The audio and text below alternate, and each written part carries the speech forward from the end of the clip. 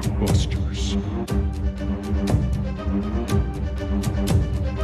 You are listening to the Triple B Podcast.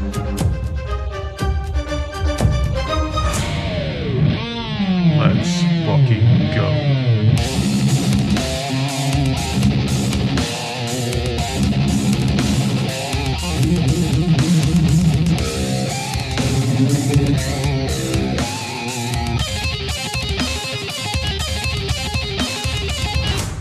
Welcome back to the Triple B Podcast, Bourbon, Belts, and Blockbusters, episode number 6, coming at you this time from my place. We're back again. I got an added feature here. I want to point this out and give a little shout out to my brother Nathan.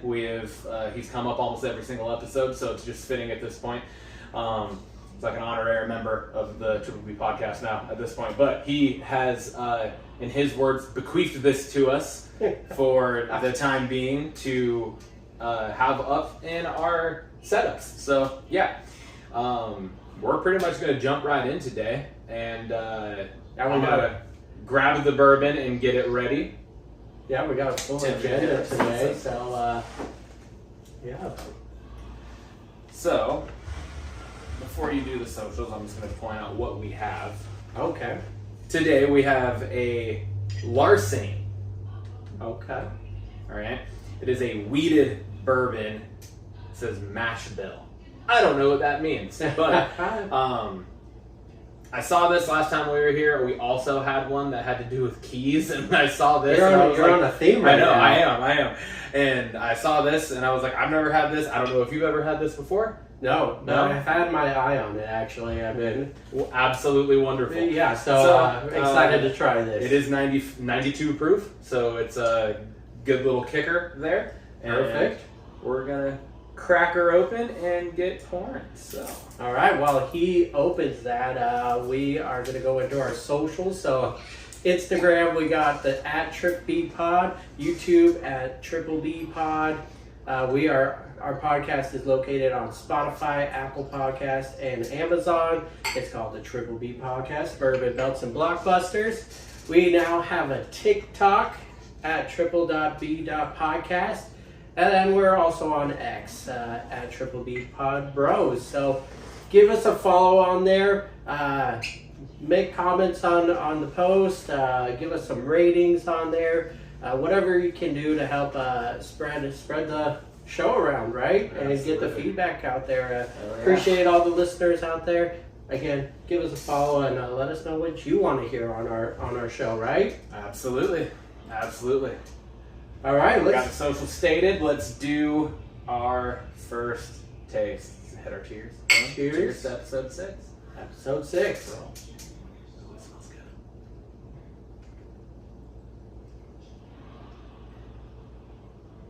good. God damn. Gosh dang. Shoot, this is... Well, it's a good thing we both had our eye on this bad boy, because I would have been bummed if we never had this. Wow. Ooh. Kind of just fruity flavor kind of Yeah, at the there is a fruity beginning, flavor. but... Smooth going down. Good aftertaste. Slight kick at the end. Oh, I'm excited about this one. This one's Yeah, it's almost like a peppery on the back. Yeah. Right? Like I don't feel it really hit the tongue until it's already down my esophagus. Yeah. And then I'm like, there's a little heat to it.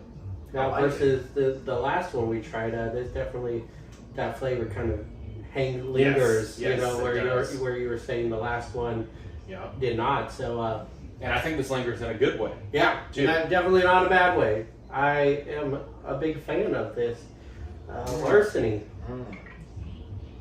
All right, let's Go 9. I'm giving it a 9. A 9er right off the bat. Yep, I'm going for it. I don't think many that we've had. There's close ones, obviously, but there's not one that we've had since the very first to have me replace our 10. Yeah. You know what I mean? Or even match it. I think that French oaked Makers was just still the... That's the bar. That is still the bar. Definitely the standard right now for us. God damn, this is good. I'm going with a 9. I like it. Flavor, smoothness, that kick on the back end that sits there nicely. Yeah. I'm going to go with 8.5. Okay. 8.5, to your point, still holding the French toast at that top. Yeah. And we're going to be chasing that one for a while, I think. Yes. Yeah. It was a tough one to start with because it set the bar so damn high. Yeah, absolutely. Hell of a way to kick off the show, though. But yeah, this is definitely a good sipping one for sure. You don't even need to make a cocktail out of this. I don't think this is just this is a perfect sipping one for sure. Perfect for sipping. Yeah, I'm excited about that one. Thank you. Yes, absolutely. Like I said, there's another one that I've had my eye on. Okay. I can't even say I've had my eye on it because I haven't seen it since I've been back up in Washington. Yeah. But down in Texas, there's one that my sister at the bar she worked at, they had there. I tried it. I was like, oh my God. And then when we started doing this, I was like, I gotta find that because I gotta have it on the show. They have it at like Total Wine. I just haven't gotten there yet to get it. Gotcha. So one of the next times we do it here, I'm gonna have it. I'm not gonna tell you what it is yet, though. No, I like the surprise. Yeah, I like the want surprise. it to be a surprise. It's I'm not gonna say anything else about it. All right. I really liked it. So, but they had this one at Fred Meyer actually. Okay. Yeah. And it was. I think that's a good point. We should maybe say where we got it. it. So and even how much it was. It's regularly like $41, but it was on sale for like $24.99. So then liquor tax and all that afterwards, whatever. But yeah, so I mean, it was on sale for ticket price was $24.99. So I was like, off a $41 bottle, it's like $16, $17 savings. Yeah. So I was like, yeah, let's try it, and it looked good, and yeah, I like the look of the bottle. Yeah. Too. It's kind of got the shoulders and then. I'm gonna be banking on you to keep the key thing going. I feel like you got something going on here, so that might be difficult, but I will do the best I can. Here it comes!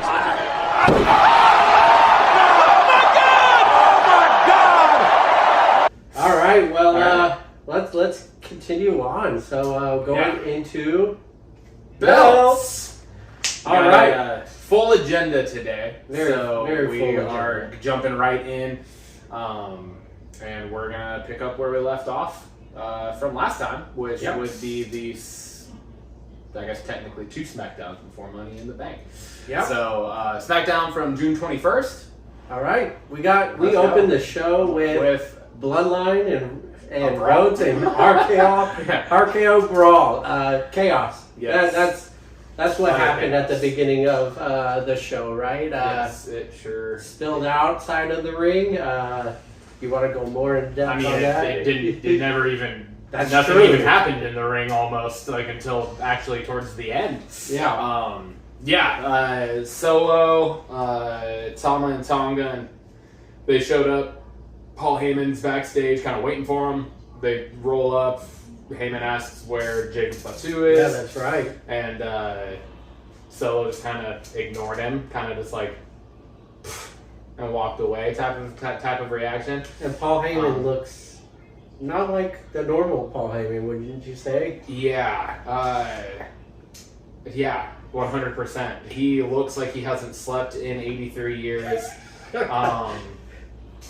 Anyone that knows, has ever watched Paul Heyman or has followed anything about Paul Heyman, he's always been clean cut, no facial hair, like ever. Yeah. And he definitely, like, he had like some gray 5 o'clock shadow going on. There were bags under his eyes, like. This is not the Paul Heyman we're used to. No, he is not at all. He's clearly usually disheveled, well kept, and yes, he's definitely disheveled now. He's distressed, scared Heyman. And, scared Heyman. And so just crazy brawl to open up the show. Yeah, right? they come out, and then shortly after they're walking out to they didn't even get down the ramp. Yeah, they're walking down like they had just emerged from backstage, and Cody that cuts to where Solo, the Bloodline, pulled up. Another black Suburban rolls in, and it's Cody, Orton, and KO all get out, and it's just immediate. As soon as they get out, they're there with a purpose. they're there for a fight. They want to fuck some shit up, and that's exactly what they proceed to do. They come out, they storm down the entrance ramp, and there's just like no hesitation. They just start brawling with these guys, and it's KO and Tonga. They go one way. Cody and Solo start going at each other. Orton and Tama are going at each other. Those four kind of making their way, bouncing each other off of the side rails of the entrance ramp all the way down to the ring. I think Solo and Cody got in the ring. Orton and Tama kind of stayed outside the ring. KO and Tonga fucking worked their way, like, second story of the goddamn the seats out there in the stadium. But the shit's going on. It cuts to my favorite scene from the entire opening, which was KO putting Tonga Loa on a table, and then you just knew what was going to happen. Like, especially you and me, we've been watching wrestling for long enough to have seen Jeff Hardy do this so many damn times. And it was in Madison Square Garden where, he's king of doing that. Yeah, and so it was... You watch Kevin Owens climb up into, like, with the fans up into the stands. He climbs up onto the railing, and he hits a pretty fucking beautiful, I might add, swanton, like, perfect placement, hitting it, everything, onto Tonga Loa through the table, which, a big man, it's just damn impressive. How they time it, place it, how far they jump, I'll never understand. Yeah, that is wild to me, for sure. How do you land on that person? Especially like doing a front flip. Yeah. Of all things, but the front flip it's like harder to do, harder to then time and kind of navigate yourself through the air. Because like at least with a back flip, you can kind of adjust. Yeah. Because you see where you're going. Yeah. Yeah. I don't know. But for a guy that is Kevin Owens, like size and in-ring style and stuff, like. He does shit that you're just like, what? Like, exactly. So it was awesome. But anyways, security and cops and Aldis. Nick Aldis. Yeah. They all come out and separate them. Bloodline gets away. Cody, Orton, and KO are out in the ring. They deliver some pretty freaking damn good promos right there. And then meanwhile, while that's happening, Aldis reemerges with police officers. Oh yeah. I'm going to use that term loosely because you would think being the WWE they could have a little bit more convincing of costumes. Like the costumes on this one was pretty bad. It was like something straight out of like a 90s action movie or something. It was like, what are we doing? But anyways, the idea got across. They got escorted off of the premise, and they left. Like actually, they left the show. They were no longer there. Yeah. Which kind of just moves us along throughout the program. We went into essentially what ended up being like 3 back-to-back Money in the Bank qualifier matches. So. Yeah. You want to take the first one? Yeah, we got Tiffany Stratton, Tiffy Time defeating Lyric and Cargill. We got LA Knight defeating Paul and Escobar. And then Naomi defeating Hartwell and Davenport. Pretty straightforward matches. Not really. All around good matches, though. There's, I wouldn't say there was anything that was like insane. I think like maybe one of the biggest things to call out was again we kind of saw the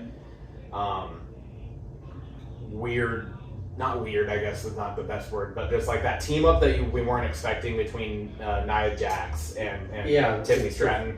You have Jax out at like ringside for her during the match. Some interference here and there throughout the at least the I think both of the girls matches. It was both the girls matches because Indy Hartwell interfered with Jade Cargill, and then Cargill came out against when Hartwell was in her match. So A lot of some interference across there. the board in the Money in the Bank. But Kind of it's just a triple seems threat. to be, yeah, exactly. There's no disqualification. So, but yeah, so it seems to be that they might be that they're building to something with Bianca and Cargill and Candice LeRae and Cargill. I gotta say, the triple threat matches, though, across the board have been really good quality matches. Yeah, they have, absolutely. The interference kind of deters from it, but that's to be expected. You don't want to make anyone look weak in their loss. Yeah, exactly. You got big names in these matches, yes, right? for sure. So, and like you look at most of the matches, you have all three competitors in the ring. You would believe it's believable that they could win and go to Money in the Bank. With the exception maybe being Carmelo Hayes, who was the one that was just kind of didn't see him winning that just because of who else was in that match. Yeah, and then for him to pin Orton of all things. But anyways, we've already talked about that, so we don't need to backtrack. Yeah. But so essentially, you have at this point after SmackDown ended, you have Tiffany, Naomi joining Io, Lyra, and Chelsea Green. Yep.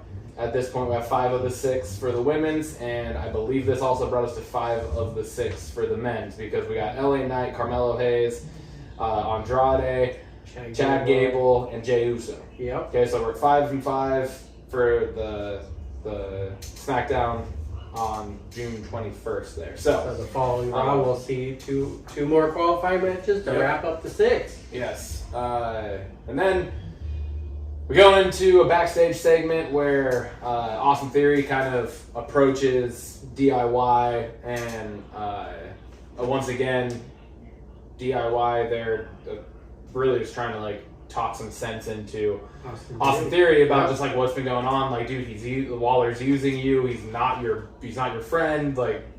You're being an idiot right now. Yeah. And then, as to be expected, out of nowhere, Waller attacks from behind.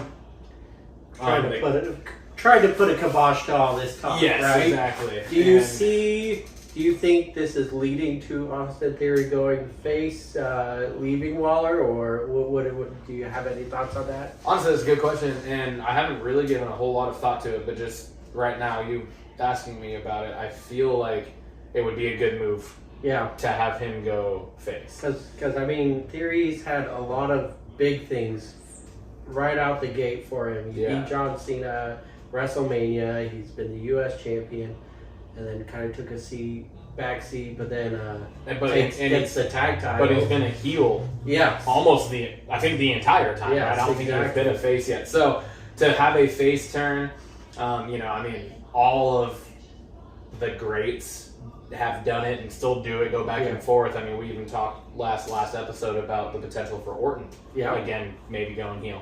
As late as he is in his career, as hard as that might be.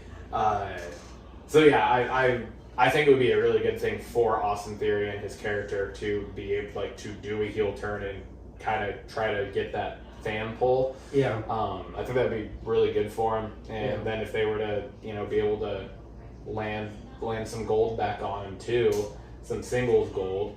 I think it'd be great. Yeah, so. I agree. Which brings us into the ending of SmackDown. Holy crap! One of the best endings to a show outside of the White 6 debuting that we've had in a long time, man. It was emotional, and it was amazing. Honestly, it was just done so well. It was cinematic in and of itself. 100% agree. Yeah. And so essentially, what it is, you have the bloodline reemerge, right? Mind you, during the show, we kind of skipped this, but at one point during the show, Heyman, it was shown backstage, Heyman's asking again, Solo, where's Jacob? Where's Jacob? Why is he not here? And Solo actually told Heyman, he's not here tonight. He essentially, Heyman, he said he was too dangerous. He's not here. I'm agreeing with you. I'm taking your side. Which is kind of what it was played up to be. Yeah, exactly. Fast forward, Bloodline's now out in the ring. They make their way down.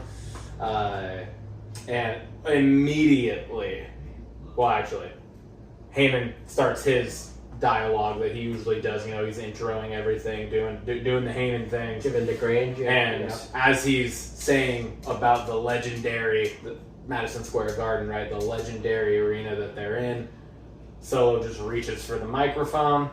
Heyman right stops. You can just tell that, like, something's wrong. Yeah. Heyman's worried. He hands the microphone to him. And Solo immediately just says, Madison Square Garden, acknowledge me. And the fan base went kind of crazy, like, negatively, as you would expect. We want Roman. We want Roman is the consistent theme with the fans. Heyman about went off his damn rocker. Yeah. He was like, what are you doing? And then Solo proceeded to he reintroduced Jacob Fatu. Yeah, see, yeah. Being there. He was not there. Yeah. His enforcer, as he called him, yeah. if you remember, obviously, Solo was Roman Reigns' enforcer. Yeah. So, brings Jacob back out. Now you got the whole bloodline, the new bloodline in the ring. Heyman in there. He starts going down the line, one by one. Calls Tama, the right-hand man, Tama Tonga. Acknowledge me. Tama acknowledges him. Says, Tonga Loa, acknowledge me. He acknowledges him. Calls Jacob Fatu, acknowledge me. Acknowledges him. And then he turns to Paul, and I'm pretty sure, and I've seen it, I've watched it multiple times, and it's kind of hard for me to make out exactly what Solo said to Paul, but it sounded like he said, this is your one chance to live. Yeah. It was either live or leave. Yeah. But I don't know why he would say leave. Yeah. So I think it was, this is your one chance to live, which is already threatening. Yeah. And he tells Paul to acknowledge him. There's, hesitancy. Heyman is trembling almost at this point.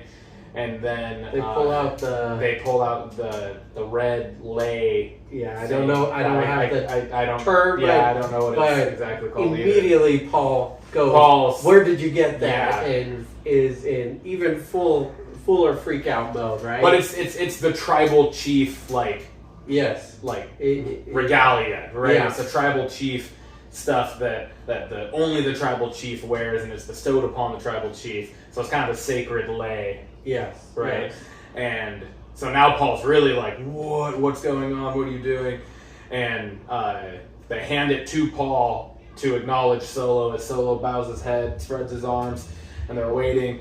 And Paul is the whole time kind of just muttering to himself. He looks like he's praying up to the skies. Yeah. And he proceeds to say, Solo, I love you, and I acknowledge that you are not my tribal chief.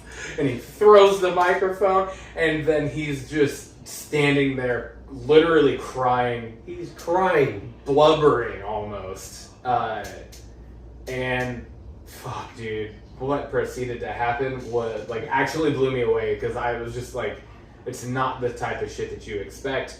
No, because not at all. Heyman takes a fucking Samoan spike, right? Takes a Samoan spike. You're like, yep, that's about right. That sounds right. That makes sense to me. Gets a Samoan headbutt. Gets the top rock. So he's laying in the ring, and then you see Solo, the look in his eye, and you're like, oh, he ain't done. And he looks at Jacob and tells Jacob to get the fuck up onto the top turnbuckle, and you're like, oh no. And he hits him with the Samoan headbutt. And then you're like, all right. It's Heyman this whole time playing all of this off so beautifully. And then he tells him to get him out of the ring, and you're like, oh wait, what's going to happen? Where then they're only going to the side of the ring where the announce table is. And they proceed to tear the announce table apart and triple powerbomb 58-year-old Paul Heyman, who, mind you, has never been, but especially now at this point and where he is in his career, is probably the farthest away from ring shape he would ever be in. Yep.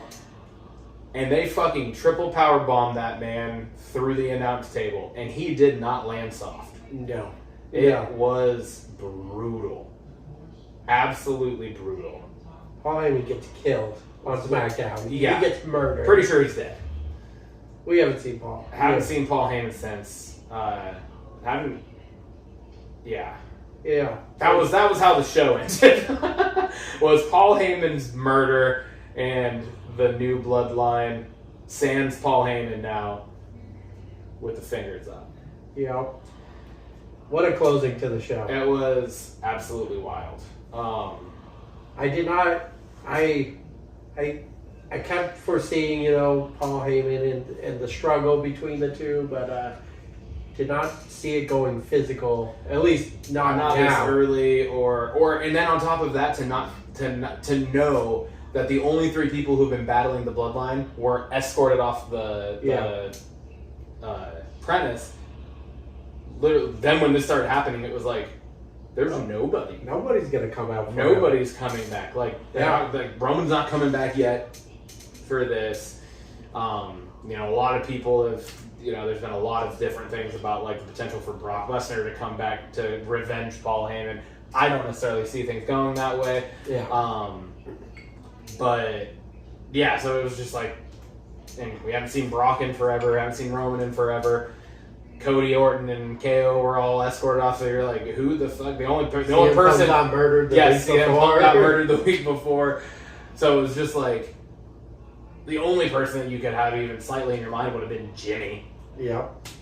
Now, I'm sorry, but what's Jimmy gonna do in that situation? Come out and go 4-on-1? Yeah. Like, sorry, Paul, you took it, and goddamn did he ever take it. Wow. But that leads us to Raw 3 Monday days Night later Raw. on June 24th. And speaking of the bloodline, the show started with Jey Uso and Chad Gable in an interaction of sorts. And then we get some flickering lights. Yeah, things start happening. Jey dips. He said bye-bye. Yeah. And then Chad Gable's trying to kind of making his way up he gets out of the ring this time because the week previous he was in the ring when Nikki Cross got in the ring and he was like, oh my god. But he's seeing shadows and flickering in the light. Yep. What a cool feel to the beginning of the show. Yeah, so he gets out, he's going up the ramp. Now he's up by where they have all of the promoting the ladders for Money in the Bank. And he's on this side, and the light comes on and it's foggy, and then there's one of the I don't remember which one in which order it was, but one of the Wyatt Six there, and then he's like, oh god, he starts moving this way, and then there's another one, and then there's the last one, and then he takes off through through the crowd area and gets out of there. And then goes back, Nikki Cross again emerges ringside, gives another video packet, or it's a package. Yeah. Gives another package to the announce team. Craziness to start the show again with the Wyatt Six, and it's just a constant with just those 4. Yeah. Kind of the last couple weeks now have been the physical presence, but also very almost paranormal-esque, right? Yeah. It's very creepy. It's very there's weird stuff going on. Yes. And then you have the videos on top of it that we'll get to in a bit. But which brings us to we got Xavier Woods beating Karrion Kross from the Final Testament. Don't know where this feud is going. It's been lingering. I'm not really a fan of it right now. It just feels like there is no direction to it. But they keep on going, so there's got to be something to it. Yeah, they're building to something. It's seeming more and more like this might be Raw's A-Town Down Under breakup that they're kind of building towards. It seems like we were talking about. Seems like they might be working towards Austin Theory turning on Waller. Yeah. Okay. I did not think of that at all. So it looks. It seems more and more. It's pretty obvious. I think that that's Karrion Kross's I think goal is to yeah. break up the New Day. Like, he has said he like wants Xavier Woods part of the Final Testament. Yeah. That's the part I think for me where I'm like, I don't get that. Like, I don't understand the build to why, like, having Xavier Woods, of all people on Raw, having Xavier Woods join the Final Testament. But you know what? We haven't been disappointed really with anything that's been going on in recent months. So we might not get it right now, but I am here for it, and you know, hopefully their track record will stay fairly clean. They'll have a good payout to it. This brought us to a great fucking match, and that was Liv Morgan retaining the Women's World Championship against Zelina Vega, and it was an awesome match from like top to bottom. They keep like kind of building towards this feud, and it's just a great match. They're both really good in the ring. They put on really good matches. There's a lot of cool spots and stuff in the matches, and there are, I feel like at least with those two, there are very few botched spots in those matches. Agreed. Which is a testament to those two and their in-ring work and chemistry in the ring. Yeah, for sure. So, but once again, you know, this whole time, Dom's pretty much being told, you got to take care of the Liv Morgan situation. He says, I'm going to take care of it. And he goes out during the match to interfere again in another world champion, women's world title match, to try to interfere to make Liv drop the title. And once again, as it has every time, his interference has backfired and actually ended up helping Liv Morgan win and retain. So that's where we're at, kind of in that whole situation going on there. But this brings us to Priest coming out. Another part of the Judgment Day. Yeah, we got a lot of Judgment Day action going on Monday Night Raw. We got Priest, which is good for business, coming out and facing off against Rollins out in the ring again. Just battering back and forth with their promos, and then you know, Baylor comes out, right? And after, I'm gonna stop you real quick. Yeah, I just want to point out, because I've kind of shit on Priest a little bit, not terribly, I don't think, but I've said that he hasn't been my favorite, but I have said he's growing on me. I think his mic work is getting better and better, like almost each week. Yeah, I think like his ability to cut promos, and with some of the best, I mean, Seth Rollins, some of the best in the business at cutting promos. Yeah, you want like some, you know, just being a mic worker. His skills there are definitely improving, and I think like, it's getting better and better. Him having the doubters is actually helping. Yes. It's been like, it's clear there's some doubters about him being a champion. He was kind of the forgotten Money in the Bank holder, last minute cash in, and then champion now. But definitely the doubters is helping his promos, because he is definitely shining right now. Balor comes out after Priest has been asking Baylor to stay out of his business. The whole premise of this match is Priest can do this on his own. Yep. He doesn't need the Judgment Day, yet Baylor keeps coming out and inserting himself into business where he is unwanted. Exactly. And so Priest and them get the upper hand on Rollins, and which brings us down to we got video. Yeah, that's right. And these videos are incredible, dude. This one, it was the continuance of the one from the previous week, where it was essentially Uncle Howdy interviewing. And at this point, like we've been saying Bo Dallas just because that's been Taylor Rotunda's character in WWE almost the entire time he's been a part of the WWE. But it's to the point now, and like the stuff that they're talking about, where I'm like, is this the character of Bo Dallas? Because they haven't said his name. No, they haven't. So it's like, is this the character of Bo, or is this Taylor Rotunda? Yeah. You know, is it Bo Dallas, or are they coming at this as Wyndham's brother, as Bray Wyatt's actual brother, Taylor Rotunda? And because the what they're talking about in the videos is very real. Very real stuff, right? Yeah. So that's where I'm like, I'm wondering if it is Taylor, and so, but it's Uncle Howdy going back and forth with Taylor Rotunda, and like asking questions, answering, but like talking to himself at the same time, and that's the whole Uncle Howdy kind of playing like puppet master type thing. It seems like, and then as it's going on, there's like the flickering and the switching spots of the characters, and then they kind of just blend and merge together as one, and it's just like, oh my god.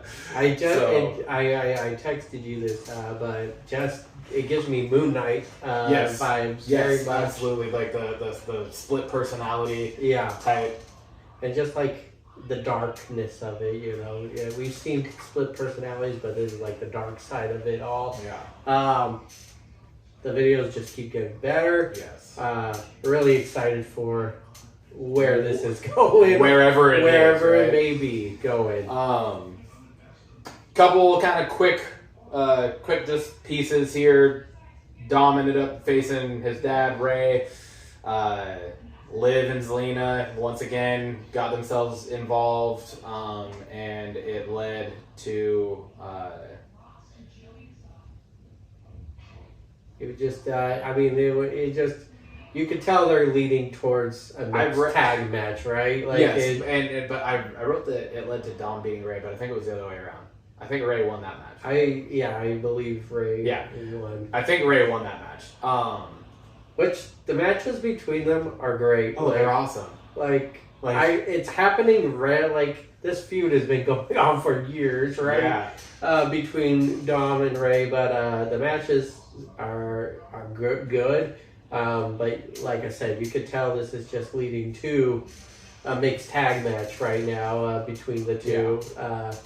So excited about that. And then Sammy comes out. He's just a master on the mic. He drives that emotion from everyone. Gives a very heartfelt a promo out there. And of course, Braun comes out and gets the upper hand on Sammy, right? Yep. The last Raw before their match at Money in the Bank, he attacks Sammy, hits him with a couple spears. Well, he hit him with one spear, and then he started to walk away, and then he did his, which is now the Braun Breaker special. Yeah. The choo choo is what I call it. He's running around the ring, and he goes to spear him, but that time Sammy jumps. Yeah.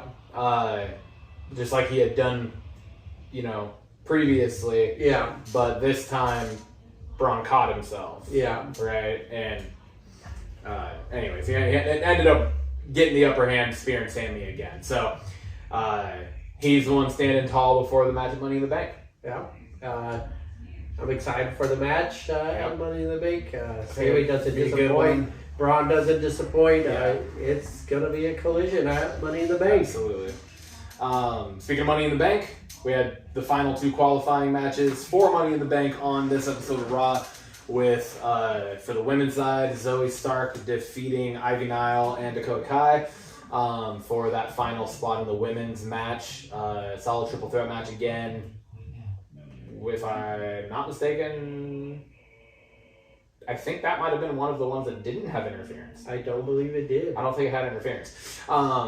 Which is kind of nice. Possibly EO or Kairi Sane, and then Alba Fire and Isla Dawn. They're kind of teasing this tag team showdown down the road. So I actually do believe they interfered. So. Oh, okay. But then we also got then the men's.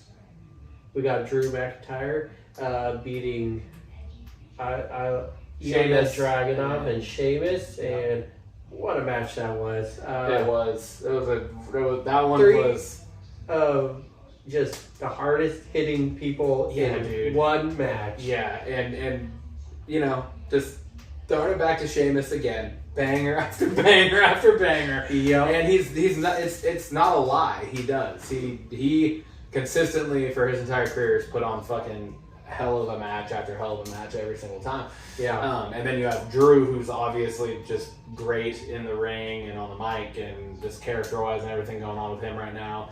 And then Dragunov is just he's just like up and comer, he's an up and comer that's and fucking great though, man. hits hard though. Yes, he Small does. guy hits hard. Yes. But that concludes the qualifier. So before... Well, Drew came out on top. We didn't say that. Oh yeah, sorry. Drew won to take the final the final spot in the men's Money in the Bank match. Yeah. So so I like to just pose the question. Now that we know everyone in the two sides, what are your predictions for Money in the Bank? My prediction for Money in the Bank is I think LA Knight is going to win it. Okay. I think it would be a good move for the company to have LA Knight win it. He's, as we've talked multiple episodes now, like he's still got that like rising star strapped to his back. Yeah. And I mean he's so over, and it's like it was like a self-made over too, which is a nice thing because he wasn't pushed a ton to get over. Like exactly, he got over and then was pushed, but then kind of sidelined at the same time. Yeah. But he's still so over with the fan base that it's like you got to give this motherfucker an actual legit shot, because like the shot you gave him was during Roman Reigns' historical run, which like he obviously wasn't going to be the one to dethrone that. Yeah, exactly. So I think it's going to be I think it's going to be LA Knight with the win, but I think that Drew's going to be close, and I think there's going to be some form of CM Punk encounter that's going to cause that's going to cost him the opportunity at the briefcase. Gotcha. Okay. That's where I'm at. That's where I'm at with my thoughts on the men's Money in the Bank. Women's Money in the Bank, I'm Tiffy time all the way. Yeah. Have been since day one, pretty much.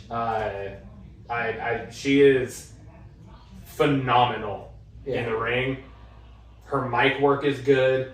The fucking character that most people hate is because she's so goddamn good at it. So she's doing her job. Exactly. She's doing it so well. And I always, it brings me back to King Joffrey from Game of Thrones. Yes. Like the most hated villain in TV history. Yep. And it was just because he's so fucking good at it. It's the same idea with those types of characters. So I'm Tiffy Tom all the way. I'm excited I'm actually like really excited for the women's Money in the Bank match. Yeah. All right. Well, my Money in the Bank predictions. I agree with you. I am all aboard the Tiffy time.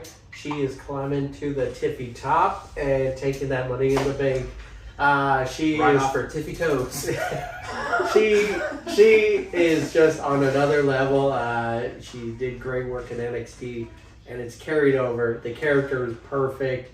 It's just a hated gimmick, and the crowd is just into her too. Absolutely. She is supposed to be hated, but the crowd is into her.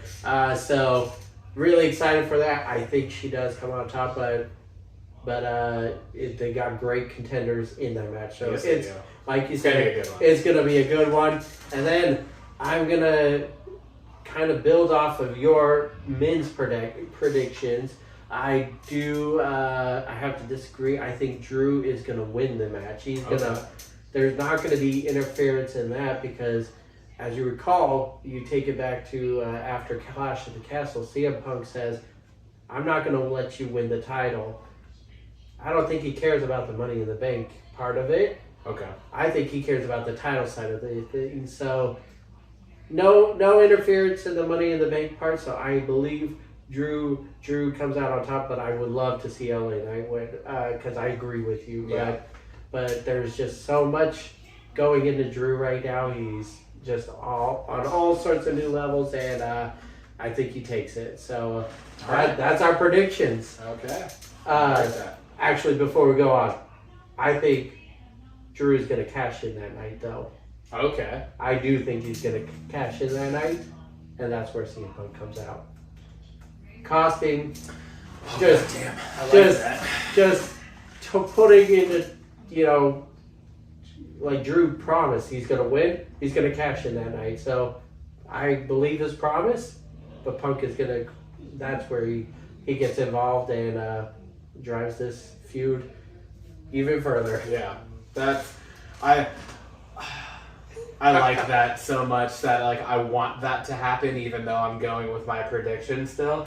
I'm keeping my prediction the same, but now I'm like leaning towards wanting your prediction to come true. So, I don't know. I'm excited for Money in the Bank. We're going to be watching it here, right? We will. We'll be watching it here together. My brother Nathan, who we continue to mention, who bequeathed us the title, will also be here to watch it with us as well. So, yeah, it's excited for that.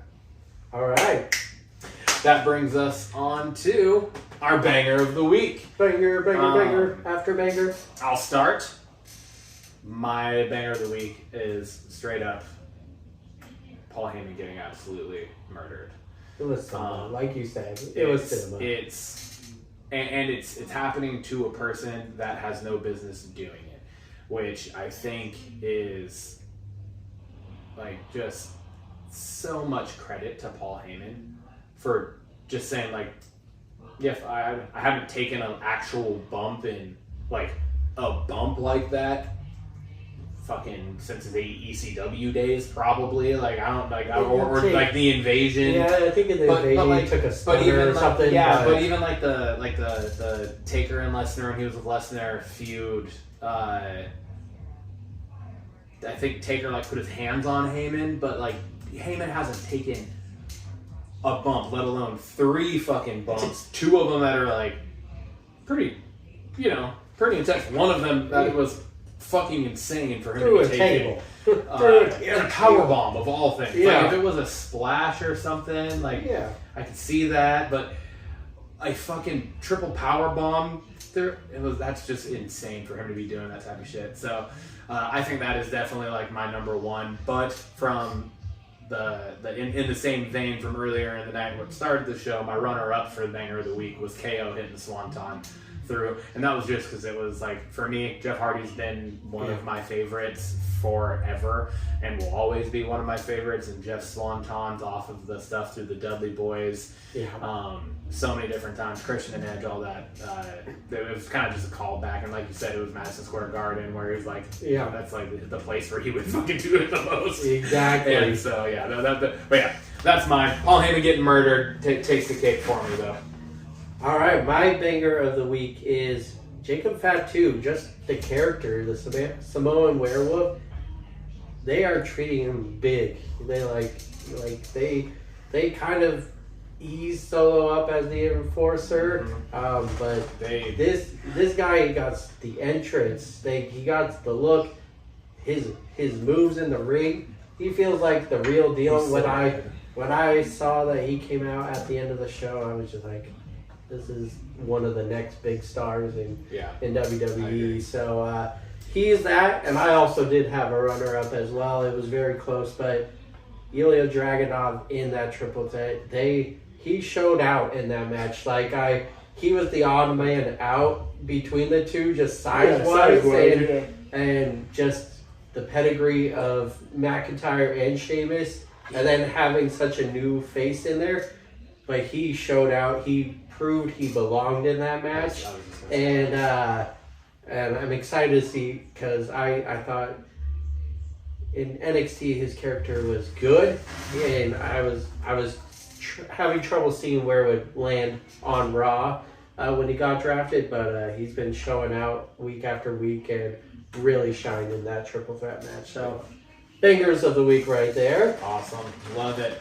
That brings us to our belts question of the week, and we have the kind of like the bulk question, the primary question to get it started, and then we do have kind of a follow-up question that I believe you said was actually from a fan. Yeah, we got a fan question this week. We got a fan question, so we'll get to that. But to start it, because it leads into the fan question, I had posed the question of just how do you see the Bloodline storyline, and I should say the new Bloodline storyline, playing out now, right? Because it seemed to be that like the whole previous Bloodline stuff was leading to Roman dropping the title to Cody at WrestleMania 40. Obviously, we're past that, and we still got Bloodline shit going on, right? There's Cody Rhodes is champion, but there's still Bloodline stuff happening. So, I'm just like, I'm curious as to how you think this is gonna play out. Do you think it's gonna play out with a potential Solo Cody setup, Roman Roman returning somehow, maybe The Rock being involved, or like what's your take on the way the direction of the current Bloodline story and how you think it's going to kind of conclude? Because at some point there's going to be a conclusion, at least in this chapter. Yeah, and that's kind of this chapter. What's your thoughts on it? Well, I thought I had all the answers. I thought I had it all predicted out, but SmackDown kind of turned my head on it with them attacking Paul Heyman. But that might actually kind of lead more into what I think is going to happen. So I see Solo versus Cody Rhodes in the future for the championship. I don't know if he goes over, but I think that brings Roman back into the fold. I think he ends his hiatus after that match. And I don't know if it's an immediate like Solo versus Roman action. I think it's going to be a power struggle storyline feud where Roman's been out, Solo's the big dog. Do they immediately acknowledge Roman when he comes back, or is Solo going to be playing that head of the table role? So that's the part where I'm getting, where I don't know much. And this episode of SmackDown that we just covered, I think, like you said, it threw a wrench into that whole thing, because it was like, I think before that, you could very easily say that, yeah, Roman could return, and there's going to be like this there's going to be this tension, there's going to be this power struggle and stuff. But they acknowledged him. Well, they acknowledged Solo, but not only that, they just fucking murdered Paul Heyman. Yep. So now I'm like, for me, I don't feel like Roman is just going to return and just try to then lead the bloodline. Yeah. Paul Heyman is Roman's dude. Yeah. Right? So that is now like personal. Yeah. I feel like. Yeah. And so I don't know. I honestly don't have an answer to this. I don't know where it's going. I really don't. But then I think the further you go, I think this actually leads to a real bloodline civil war. I think it reunites Jimmy and Jay with Roman, and he's going to be facing off. But there's one odd man out. I've been hearing rumors about the littlest brother coming in on the fold. Zilla. Yeah, and Jacob's younger brother. Possibly would possibly fill out that side. I know you've talked about Sami Zayn. I read some things that that could be an option for someone to also fill out the honorary Oos. Yeah, to the original bloodline. He was in the original. That would fill out they the could four. Swatch things, and then they got four and four there. Or I've also,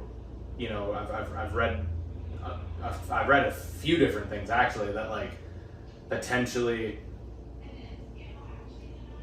Roman is the reason for Jacob. Yeah. And that's potentially why Tama and Tonga seemed so what the hell when he showed up first. I don't know how I feel about that one necessarily. Yeah. It would be very interesting if that would be a hell of a swerve. But I've also read things that they're talking about the potential of The Rock actually being the puppet master pulling the strings behind the scenes of the new bloodline. Yeah. And which then, as you talk about the fucking bloodline civil war, could Yeah. lead to the dream match that everybody has wanted for a long time of The Rock versus Roman, potentially this next year at WrestleMania. Yeah, so there's so many options, and that's why I wanted to pose a question. Was just bring it up, and because we haven't really fully talked about that, and just I think what direction we see this playing out. Yeah, I think they got plenty of material to work with, and where I thought it might get stale, it's staying relevant. It's been great. It's keeping up. It's doing a pretty damn good job. So that brings us then to the you said we got a fan question. Yeah, we got a fan question. So first, where was this? Where did this fan question? You don't have to say who it came from, but where did it? Was it posted on something? It was a text to me. It was a text to me. Alex Kellerman. Yeah. He's been a listener of the show, and he posed the question: how does the Bloodline stack up against the NWO? I think he posed a great question. We got two huge factions that set up a big part of wrestling history. So for sure. So I'm gonna let you go first on how do you think they stack up against NWO? Oh man, that's such a good question. I also feel like it's so hard to fully compare just because of the eras were so different. Yeah. Or like the NWO was a huge pull during the Monday Night Wars, right? So you had like legit competition for wrestling then, right? Yeah. And like there's still not really that big a competition today. I mean, AEW, but it's not the same. Yeah. Like it's not. I don't think anyone would be willing to argue that it is the same level as it was in the 90s. Yeah. With Raw and Nitro. Yeah. So I feel like when it comes to just, I think the NWO was, I'm like going back as I'm saying this, like I don't know if I want to actually fucking say that. That is a good question. I was gonna say I feel like the NWO was more important for their time. Yeah. If that makes sense, and I say that because it brought such a relevancy to wrestling in an era where, in a time frame where it was kind of struggling for that to a point, and then it like brought a realness to that like feud going back and forth. It became a legit competitor to Monday Night Raw. Yeah. Because of the NWO. Yeah. And then you have the characters that are in the NWO, like at that time were already legends. Yeah. In the business. Yeah. I don't think you have that necessarily with the Bloodline. They're like growing legends today. Yeah. With really just Roman and Jay, I would argue. Yeah. I think everyone else is still, like, even Jimmy is still kind of lower level. Solo is, I guess, building, but he's still not that same. He's not on the same tier as Roman, Yeah. or Jay. or Hogan or Nash or Hall or fucking Sting or Macho Man or Big Show or X-Pac, any of the ones that fucking joined the NWO back then. Yeah. And like when it came out, and so there's a lot of, obviously, just being a faction, being a heel faction, being the ones that are like running it. If you cross them, you get fucking destroyed, and that kind of happened with all like both versions of the Bloodline too, right? Yeah. Last thing that I'll say to it is, I think the new version of the Bloodline might compare tendency-wise better to the NWO. Yeah. As like in regards to it being like just lawless. Yeah. Yeah. Right. And I even throw DX into that category too, right? Like where it was just like, it's their show, they're running it. What they want to happen is going to happen, and if anyone stands in the way, they're going to do like you're done. Yeah. Right, and brutally. Yeah. Where I don't feel like the original Bloodline was as aggressive in that regard. Yeah. I feel like they were more like planned. They were a little more conservative with that. They knew what they were doing, and they were doing things with with a lot of like intent and purpose behind it. Where this new version of the Bloodline, sometimes it just seems like it's fucking just reaction. Yeah. And it's aggression and just seeing red and going. So that's a damn good question. It is. What do you think? I mean, I thought I had an answer, and then you speak. So you're 100% right. I think just impact-wise, I think NWO, the first iteration of NWO was huge. It was much needed for that, and it drove a huge Raw, WWE versus WCW. Yeah, the ratings for Nitro, when the NWO debuted, and then we're just wreaking havoc. Yeah. But, and I mean, the shock value of Hogan turning heel and joining NWO, that blew everyone's mind. So initially, I think NWO shines more, but Bloodline kind of did the same thing. It was, we're in COVID, Roman goes full on heel and then develops this big... We were going through a rough stretch of WWE, and Bloodline kind of shot a new life and direction of driving this long-term storyline.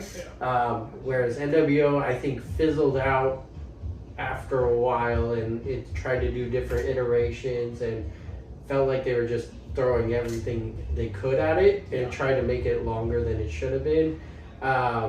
So I will say that the Bloodline, for how long they've been running the storyline and the new direction and how it's just so cohesive, I'm going to give the edge to the new Bloodline, or Bloodline in general, as the bigger group.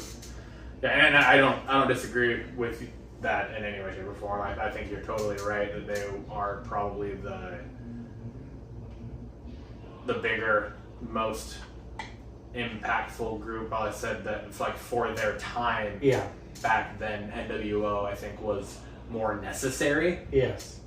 But I think that almost should kind of be a little bit of a testament to the Bloodline, because it was like, was it necessary? No, but it's been fucking awesome. Yeah. You know what I mean? Yeah. It wasn't necessary for them to for wrestling to maintain popularity and interest. But goddamn, has it fucking shot up because of it. 4 years of Bloodline now. Yeah. 4 years of Bloodline, and not once has, other than people getting irritated that Roman's getting interference in every match. Should some people have won the title over him? Maybe, but 4 years of good storytelling in a group where it doesn't feel like it's losing any traction. And that's a testament to everything. One more testament to the Bloodline and kind of what you were saying. Yeah, all the interference, and I have been one of the ones, right? Yeah. I've just kind of been I was over it. Yeah. There's been nothing with the Bloodline as infamous as the finger poke of doom. Or the finger poke of death or whatever. Finger poke of doom. Yeah. Right. So as much shit as I might like to give Roman's reign and all of that, I think the Bloodline takes the cake. Yeah. I think all around the Bloodline probably takes the cake for it. And again, because of the lack of star power in the group too, when it originally formed, it was a tag team of the Usos and Roman Reigns. Yeah. And then they brought in Solo, who was this unknown. So it's like that, and now the blue bloodline, the new bloodline. They're not cops. The new bloodline that is literally all unknowns to WWE, but they're known in the more indie circuit of wrestling. Yeah, exactly. But they're not by any means superstars yet, and that's what they're turning people into. I think that's one thing with the bloodline that they definitely have over the NWO. Is the NWO is recruiting already made superstars. Yeah, exactly. Bloodline is making superstars. Yeah. So agreed. And here we go.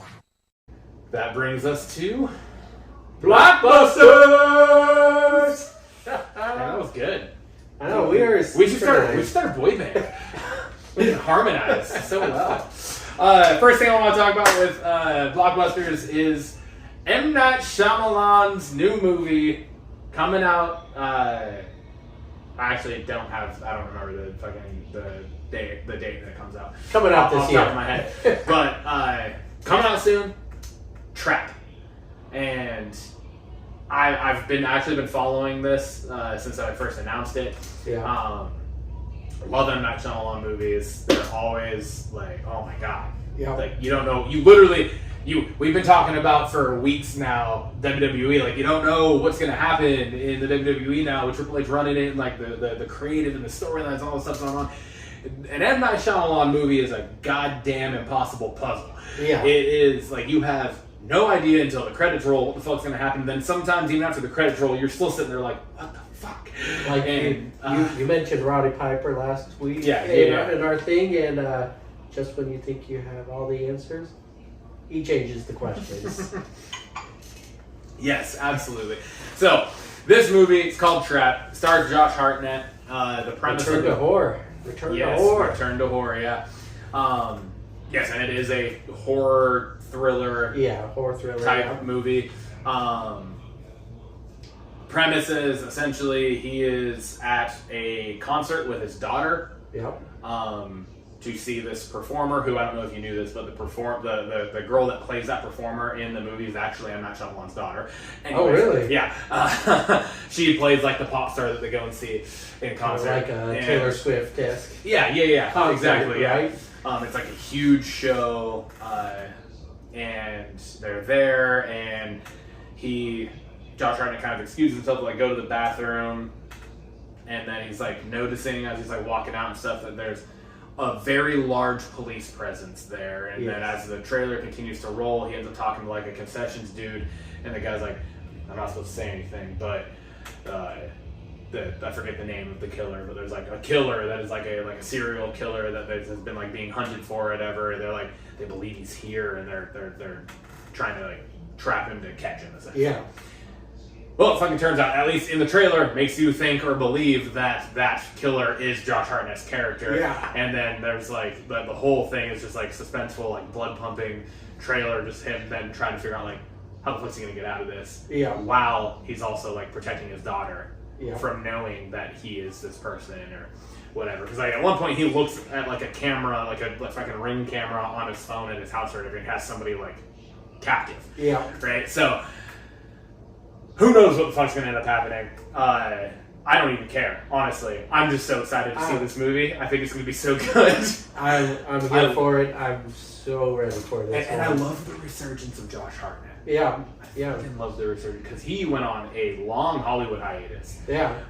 Where he was like, I think he actually went on like an extended point where he just straight didn't act. Yeah. And then he's done some like indie stuff. Yeah, I was surprised. I saw him in like Penny Dreadful. Yeah. Stuff. And then yeah, he did some TV show stuff, did some indie work, and then it kind of was like a big like he was in fucking Oppenheimer that won an Oscar. You know, like the last thing before that, the only thing that came to mind was 30 Days a Night is the last time I remember him. Yeah, like specifically being something, but that movie another great fucking movie was great. So good.